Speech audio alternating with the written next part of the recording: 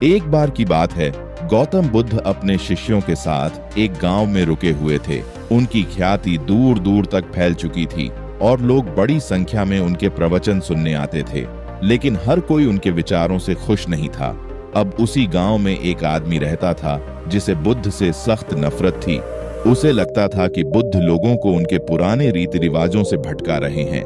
उसने ठान लिया कि वह बुद्ध को सबक सिखाएगा। एक दिन वह सीधा बुद्ध के पास जा पहुंचा। वहां बहुत सारे लोग बैठे हुए थे, लेकिन उसे कोई परवाह नहीं थी। उसने गुस्से में आकर बुद्ध से कहा, अरे सन्यासी, तुम एक ढोंगी हो। तुम लोगों को बेवकूफ बना रहे हो। तुम्हारी बातें सब झूठी हैं। वह चिल्ला चिल्ला कर बोल रहा था, लेकिन बुद्ध बिल्कुल शांत बैठे थे। उनके चेहरे पर एक हल्की मुस्कान थी।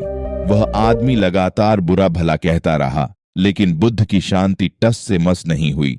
जब वह थक गया और चुप हो गया, तब बुद्ध ने बड़ी सहजता से एक सवाल किया, भाई, अगर कोई तुम्हें एक उपहार दे और तुम उसे न लो, तो वह उपहार किसके पास रहेगा?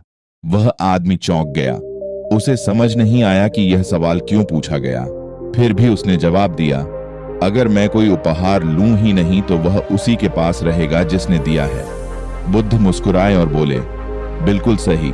अब सोचो, तुम मुझे गालियां दे रहे थे, लेकिन मैंने उन्हें स्वीकार ही नहीं किया, तो ये गालियां तुम्हारे पास ही रह गईं। क्रोध तुम्हारे भीतर ही जलता रहेगा और तुम्हें ही दुख देगा। वह आदमी हक्का बक्का रह गया। उसने तो सोचा था कि बुद्ध गुस्से में आ जाएंगे या जवाब देंगे, लेकिन यहाँ तो कुछ और ही हो गया। उसके भीतर कुछ पिघलने लगा। उसकी आंखों से आंसू निकल आए। वह बुद्ध के चरणों में गिर पड़ा और बोला, मुझे क्षमा करें प्रभु, मैंने अज्ञानता में आकर इतना कुछ कह दिया। बुद्ध ने उसे प्रेम से उठाया और कहा, कोई बात नहीं भाई, समझ आ जाना ही असली ज्ञान है। अब जाओ और अपने जीवन में प्रेम और धैर्य को अपनाओ। इस छोटी सी घटना में एक बहुत बड़ी सीख छुपी है। जब भी कोई आप पर गुस्सा करे, आपको बुरा भला कहे, तो जवाब में गुस्सा मत करो।